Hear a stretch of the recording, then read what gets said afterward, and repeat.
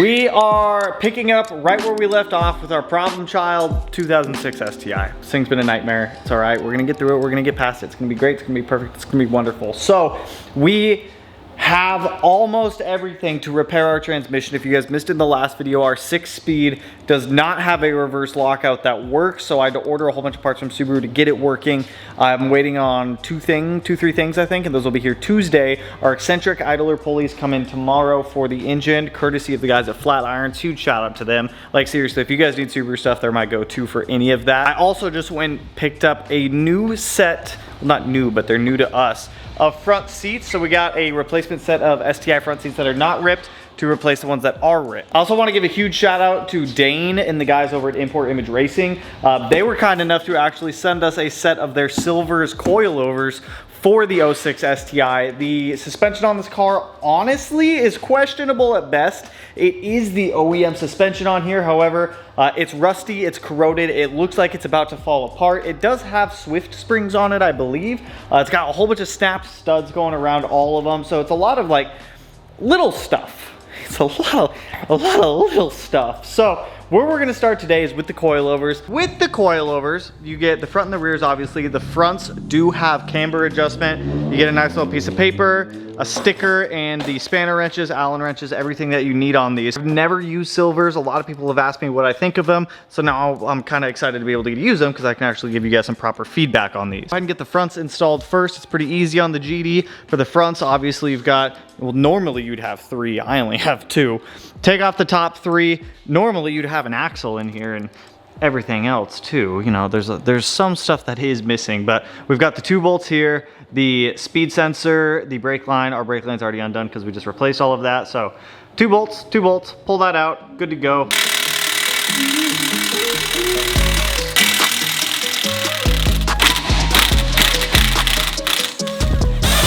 Oh, this one's already loose.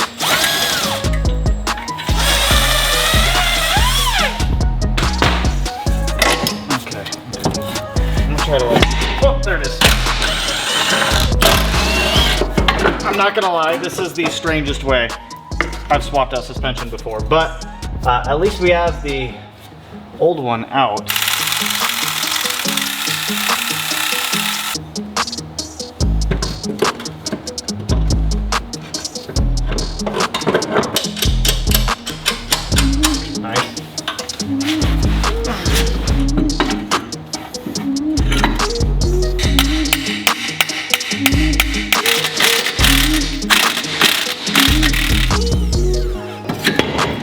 Oh, fuck.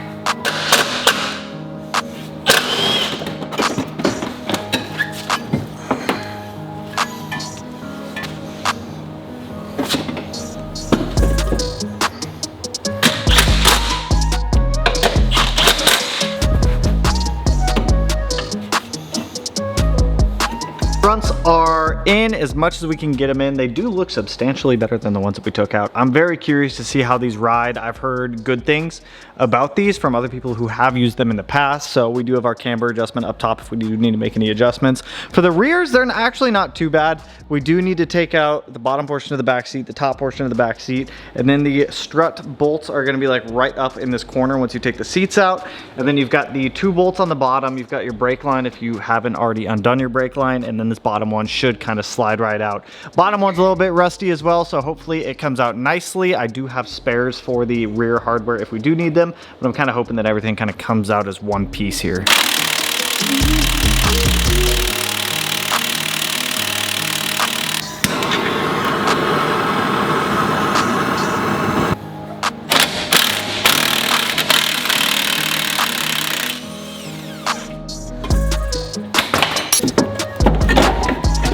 Oh my God. Come up. All right.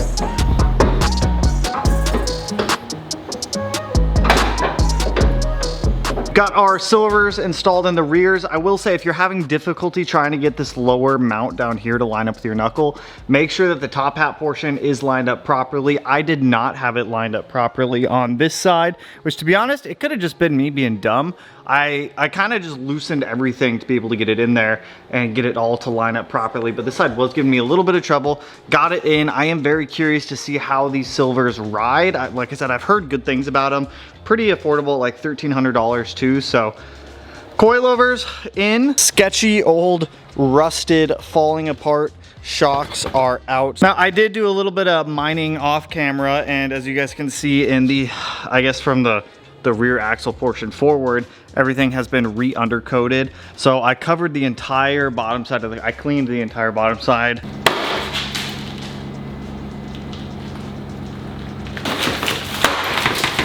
Dude, there's like, what is this? Like, what is, oh, that's fucking what the fuck? Why is there a sandbox in here? Covered it in Pour 15.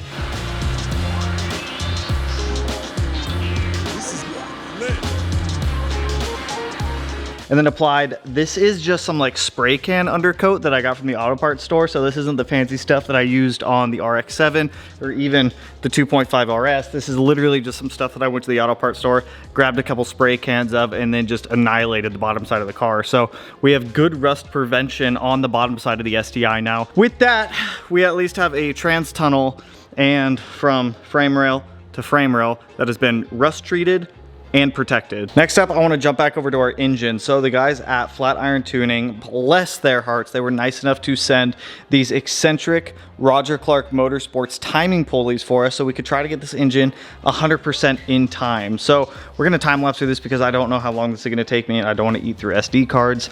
But essentially, this one is going to be your upper, this one is going to be your lower. The upper, from my understanding, is going to adjust this side of the timing. The lower will adjust this side. So the upper one, I probably won't adjust too much, but the lower one, that is the side over here that we need to get back in time 100%.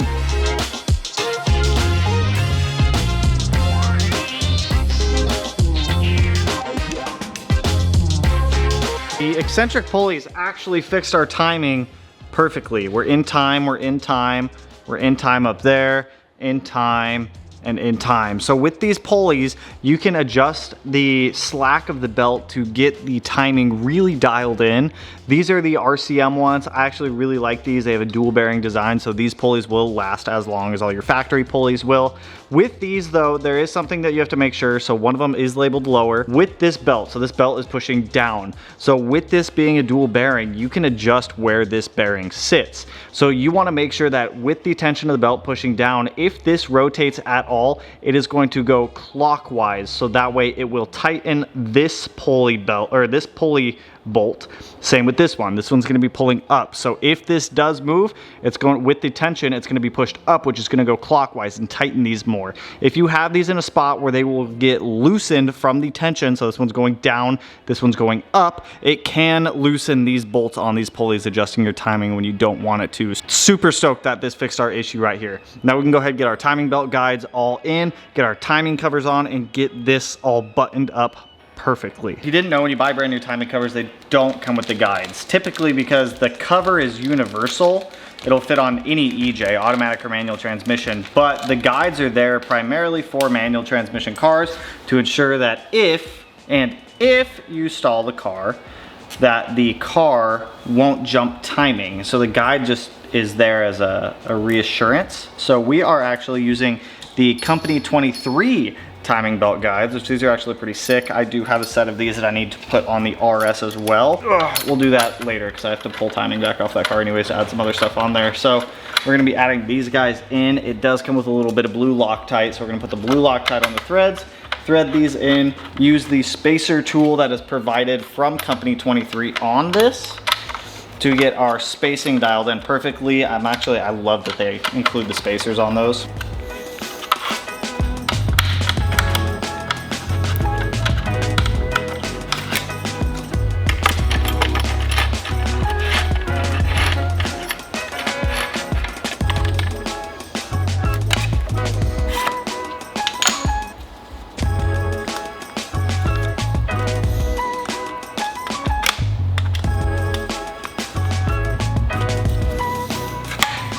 I realized where the missing covers are, and I totally forgot.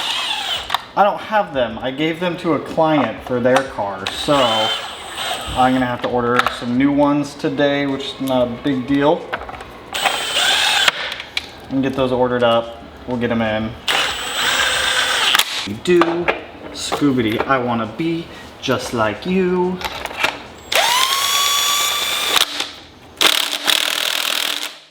So now we have an engine that technically this can go in the car now that it's timed and we got our cover and everything on. The main one is all done. This thing has come quite a way in like the week and a half that we've been cracking away on this thing. Granted, most of the stuff we've been doing is small stuff. All of the small stuff add up to the big stuff. And a lot of people, I feel like when they build a car like this, or they're doing like a, I guess I'd call this like a mini restoration or a mini cleanup, they get overwhelmed by it because they look at the giant pile of stuff that they have to do. And the biggest thing I suggest is don't look at like, oh my gosh, I have to build this entire car and do everything all at once.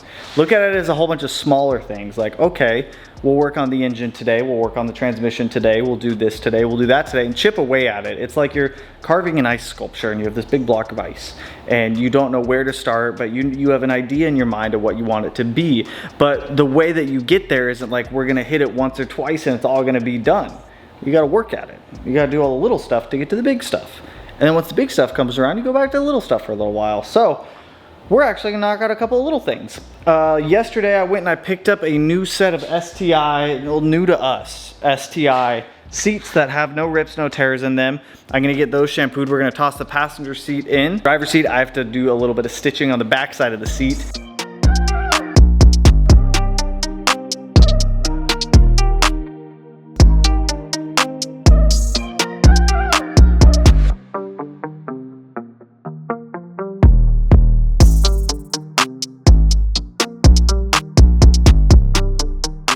After shampooing the seats, I did jump over to getting the reverse lockout put back together. It really wasn't too bad. It was, in all honesty, it was just a missing plunger piece. Once we got the plunger back in, the reverse lockout started working again.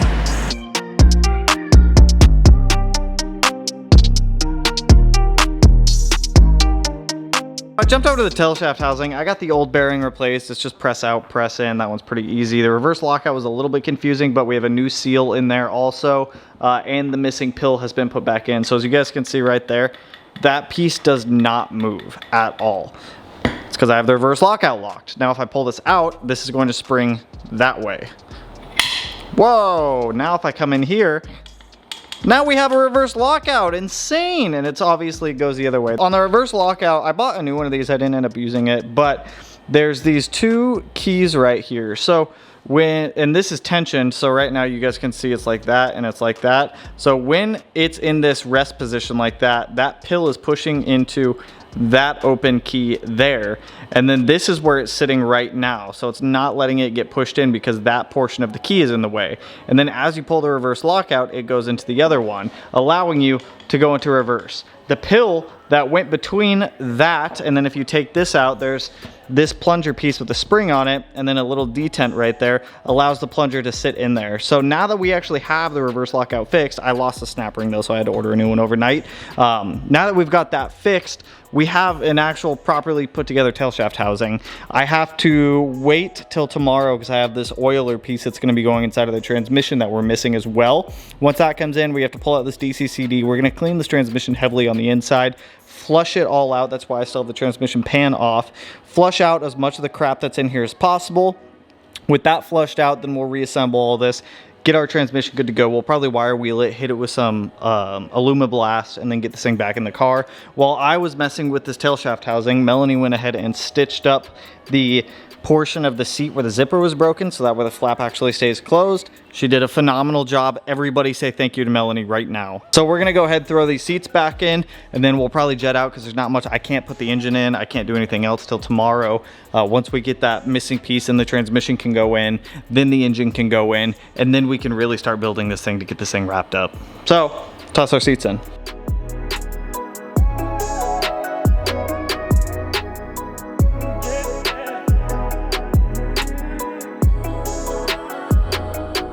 We got some nice non-ripped clean seats inside the 06 STI now, and it smells way better. Little by little, like I said, this car is getting better. So with our interior pretty much reassembled. We're gonna jump over to that, the 6-speed. I did get the last thing in that we needed for the transmission, so I'm gonna go ahead and give it a quick cleaning and let's get that thing reassembled. And I think that's all I'll have time for today, because tomorrow we are taking the Corolla to go get tuned.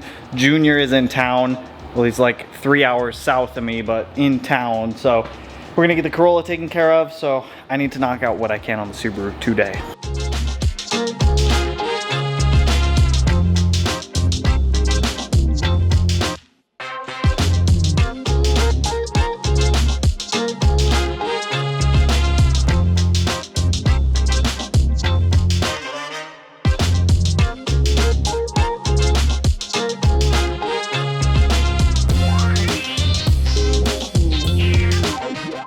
I spent a little bit of time cleaning up the transmission. I was gonna paint it, but I really don't think I need to. So we need to start disassembling some stuff so that way we can get this all put back together. So this shaft is gonna come out. We need to undo the DCCD guy right here.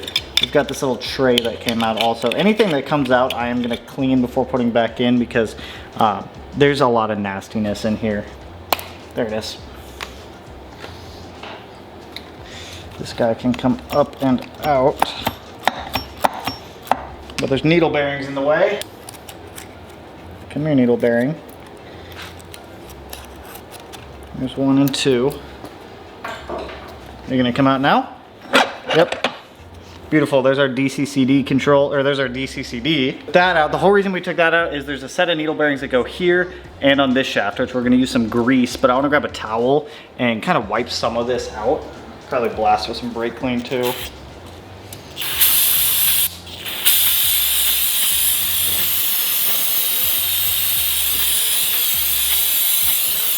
I had mentioned earlier, I am gonna flush this transmission out after we get it back in the car, just to try to get any more of that particulate out.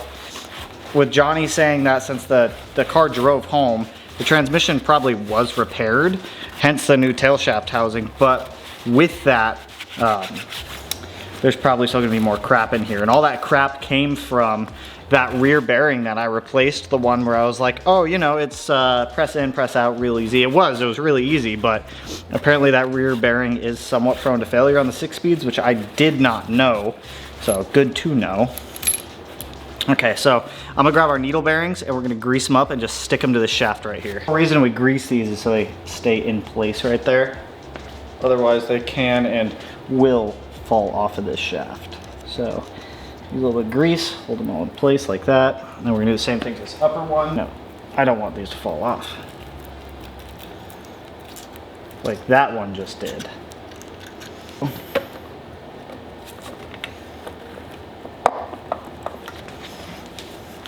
Come on. It's not all the way, there it is. I was about to say, it's not all the way on. Okay, now I'm gonna clean off that little tray, put that back in. The little tray goes in that hole. Straight broke, bro. So getting the tail shaft cover on, we went back and forth for about probably an hour trying to get this thing on. We could not figure it out. Finally got it figured out. The DCCD was not aligned properly. Huge shout out to Grayson over at Off the Line Performance for coming in clutch. Dude answered the phone every time I called him with one of these weird DCCD questions. Okay. Now give me a left and right wiggle. We have, where's the piece? Where's that piece that you had? This? Okay, so the DCCD, does it go in between these two or does it go through? No, it just goes in. You told me it went through it! Yeah, through the two of them. Oh my god, dude, I've been trying to stick this one fucking tooth through it! Bro! Put this fucking thing on. Okay, let's try this real quick. Stick the thing in the hole. Are you good? Ooh, you shit, okay? that actually hurt. Do you want a Band-Aid? Let's do it. Okay. Hold on. Oh god, Grayson, you're gonna witness this. Bro, I'm gonna lose my shit. Oh! Oh! Woo! It went in! Bro! Oh, I've been it's trying to stick that fucking DCCD through one of the, like, the hoop. I'm trying to go through. You're like, yeah, go through there. I'm like, alright. Oh, there's a misunderstanding. We have our transmission reassembled. Getting this tail shaft housing on was an absolute pain in the ass. I am done for the day. That's all I have time for. But when we come back on Friday, the STI will be ready to receive its 6-speed, receive its engine, get the axles in, get the drive shaft in, and we can start putting the engine together the rest of the way to get this thing pretty much done and out of the shop, because I have some client cars we also need to jump on as soon as this car is wrapped up. But once we have this car wrapped up, we can practice tuning on it. We have the Corolla back. We'll continue to do body work and paint work on the 2.5 RS. I just really need to get this car wrapped up first. I know it seems like I'm pushing this as a priority, but to be honest, it is a priority because A, it's easy to fix, B, I need it to be able to learn to tune, and C, it's one less car we have to fix. But with that, that's all I got for you guys on this one. I really wanted to get the engine and the transmission back in the car in this video, but it's gonna have to wait till the next one, the next Subaru video, which will be probably this weekend. So that way we can get the Corolla taken care of. I have to go pick up the trailer, get the car loaded on there, get it set aside for the morning, so that way when we come in the morning, all we have to do is hook up the truck to it and hit the road. So it'll be probably about a 4-hour drive there, 4-hour drive back, and who knows how long tuning, but should be a good time. So with that, if you guys liked the video, if you liked the progress on the STI or anything else we got going on, go ahead, hit that like button, turn it black, blue, green, yellow, purple, silver sign, whatever color it turns for you. And if you're not already subscribed to the channel and you want to be able to put it in one of these corners, no idea which one quite yet, but with that, I will catch you guys in the next one. So peace out, homies.